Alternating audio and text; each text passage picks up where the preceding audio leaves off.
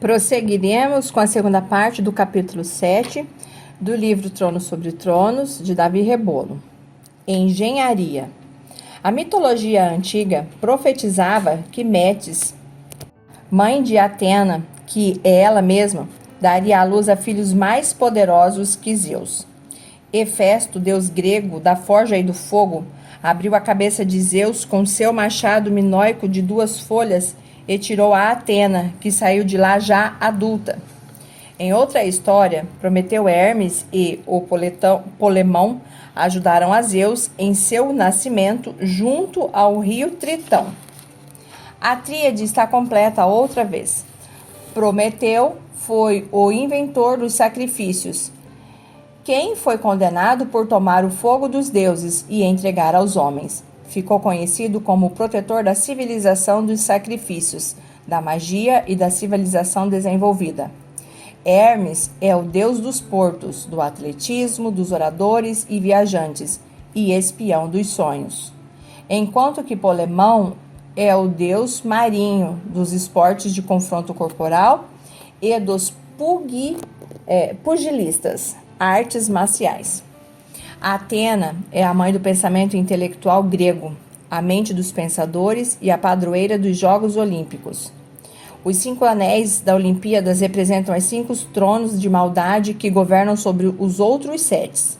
O esquema de ataque de Artemisa é o seguinte: Gêmeos igual a Atenea. Zeus, pai, Metis, mãe, Atenea, sabedoria e conselho, que gerou Prometeu, que faz os sacrifícios, a magia e civilização, Hermes, que é responsável pelos esportes, prazer e oratória, e Polemão, também pelos esportes e o combate. Sobretudo, seu esquema mais importante é a influência nos pensadores. Ela habilita o intelecto para que receba a luz, sabedoria das trevas caídas, mais a sabedoria. É impressionante ver como trabalhou com Salomão e cegou o homem mais sábio da terra, quem quebrou o que ele mesmo ensinou. O temor do Senhor é o princípio da sabedoria. Quando ele perdeu o temor, então se fez nécio. Atena é conselheira dos legisladores, das pessoas de governo, dos artistas, escritores, filósofos e matemáticos, e os faz grandes pelo que se conseguem descobrir. Ela recebe seu poder por meio da ovação do esporte e dos sacrifícios e da adoração ocultos, ou das grandes religiões da terra, entregando ao homem em troca os segredos do fogo. Foi uma agente de grandes mudanças. Para Atenas trouxe o arado e o rastelo, para a Europa a revolução industrial, para os Estados Unidos a era da informática atual. Ela sabe consolidar o conhecimento para dominar todas as nações da terra. Hoje, o produto mais caro, o que mais vale no mercado, não é ouro, mas sim a informação de dados, a qual alcança cifras incalculáveis.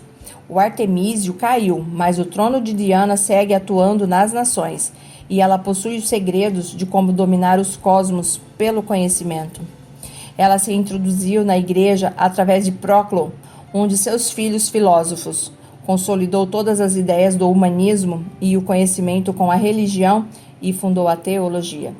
No início da igreja, para trocar o sobrenatural e a experiência com Deus pelo conhecimento caído que só envaidece. Esta, que ostentou no passado o título de Rainha do Céu, usou os mesmos atributos que tinha, da mesma forma que Satanás, ou trono ou querubim, e usou seu conhecimento sobre as frequências e os sons, chamados de música. Em Ezequiel 28:13, relata sobre isso. Atena inventou a flauta como uma cana para simular o assobio das serpentes. Determinou assim sua influência no invento de instrumentos de sopro, como a flauta e a trombeta. Formou assim os primeiros artistas da história, os descendentes de Caim, que usaram a arte para dar-lhe honra. Artistas, habilidade de artesão, Gêmeo, Zeto.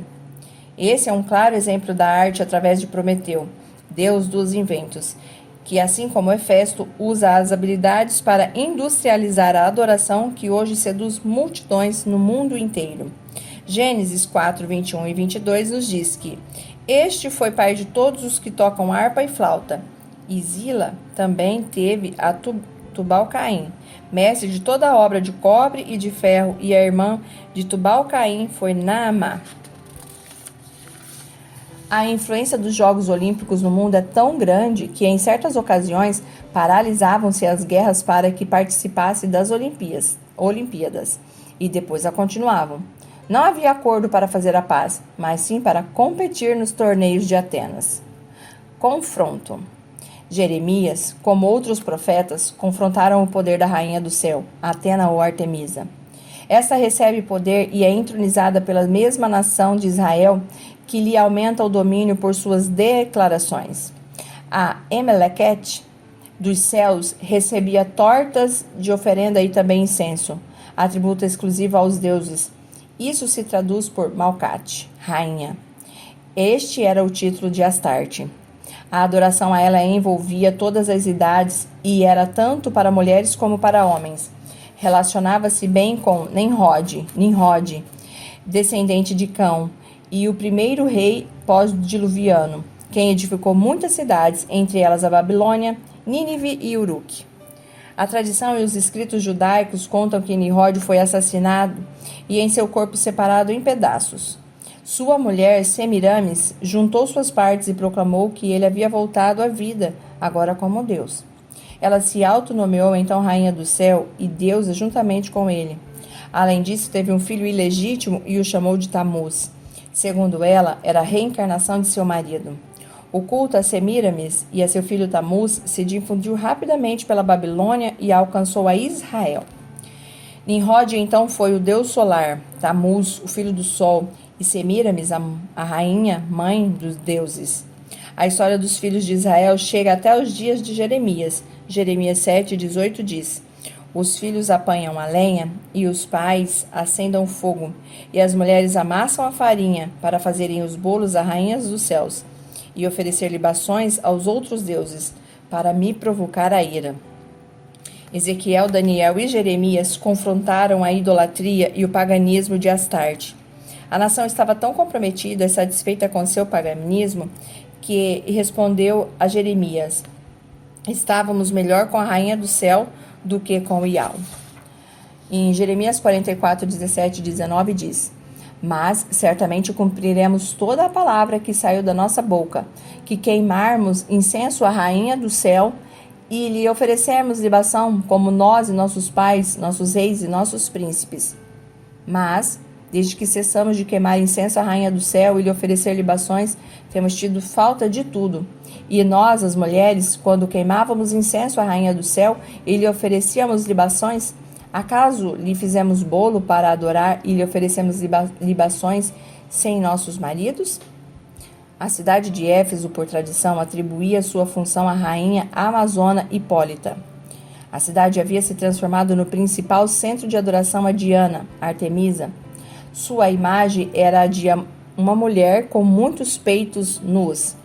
Seu templo era considerado uma das 7 maravilhas do mundo, algo deslumbrante e único, e tinha a imagem de Zeus, Júpiter e da Diana, que era a protetora da cidade. Ali, nos pátios, estavam a estátua de Diana como caçadora, junto a seu arco, flecha e um servo.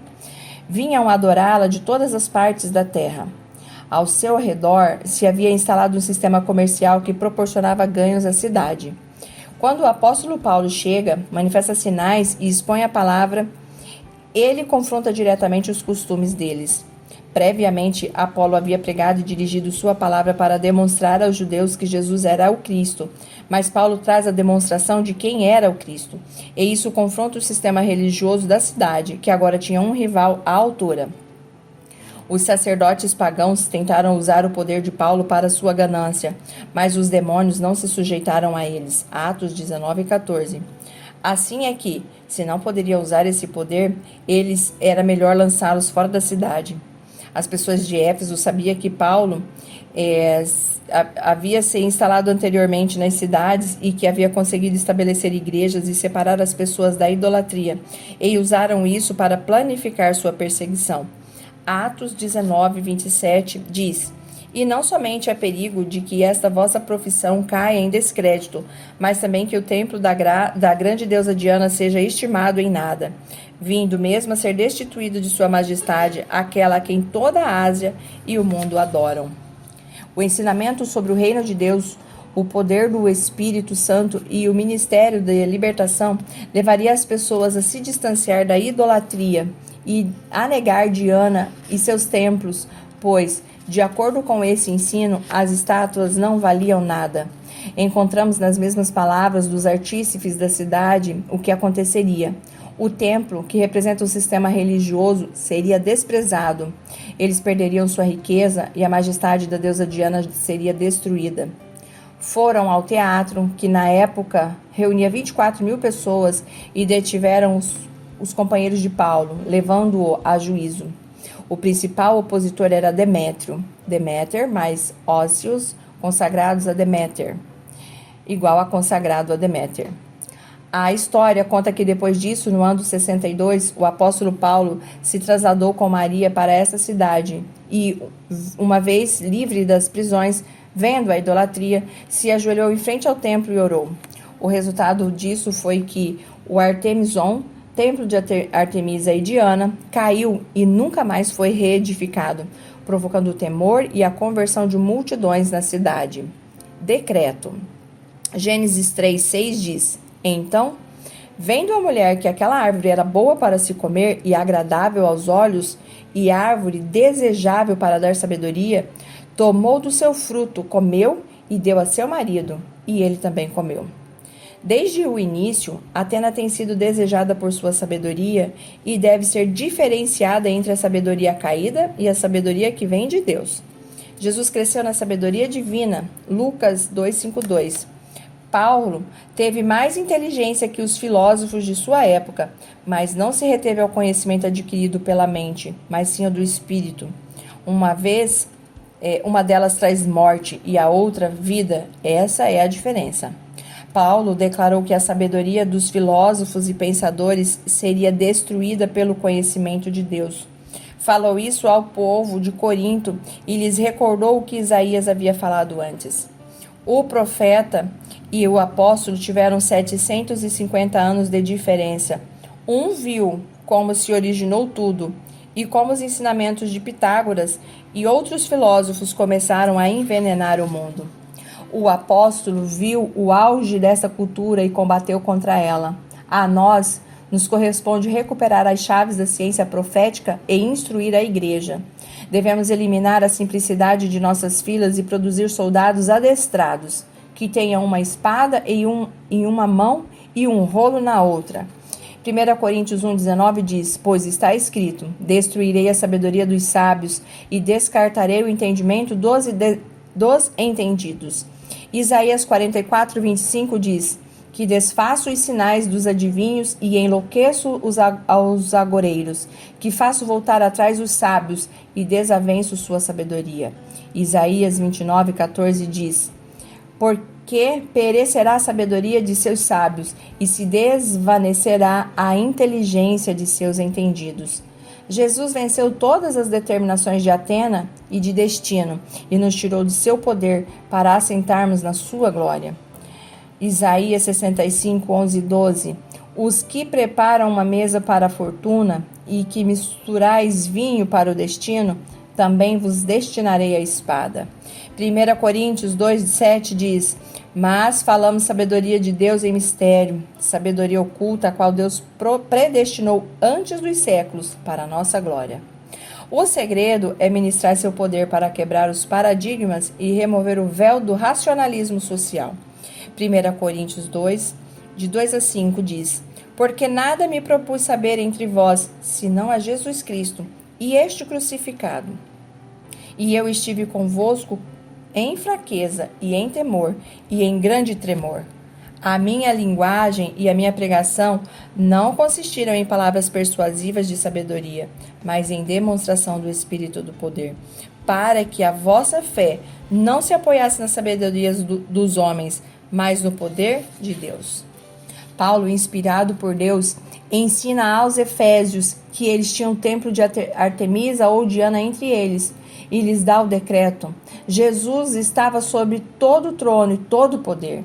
A chave era o poder da ressurreição, loucura para o mundo, mas poder para os que creem. Efésios 1, 18 a 21 diz: sendo iluminados os olhos de vosso coração, para que saibais qual seja a esperança de sua vocação e quais as riquezas da glória de sua herança nos santos, e qual a suprema grandeza do seu poder para conosco, os que cremos, segundo a operação da força do seu poder, que operou em Cristo, ressuscitando-o dentre os mortos e fazendo-o sentar-se à sua direita nos céus, muito acima de todo principado e autoridade e poder e domínio e de todo nome que se nomeia, não só neste século, mas também no vindouro. Declaramos que nossas mentes são transformadas pela mente renovada do Espírito e cortamos toda a inteligência diabólica e toda a herança filosófica da Grécia. Estabelecemos que haja uma renovação no entendimento da Igreja para interpretar os sons dos céus e se escutará uma adoração pura ao grande Rei. Decretamos que o nome de Jesus será levantado nas alturas e o seu nome será sobre todo o nome. Elemento da vitória, o poder da ressurreição. Finalizamos o capítulo 7. Muito obrigada pela sua participação. Continuamos no próximo áudio com o capítulo 8.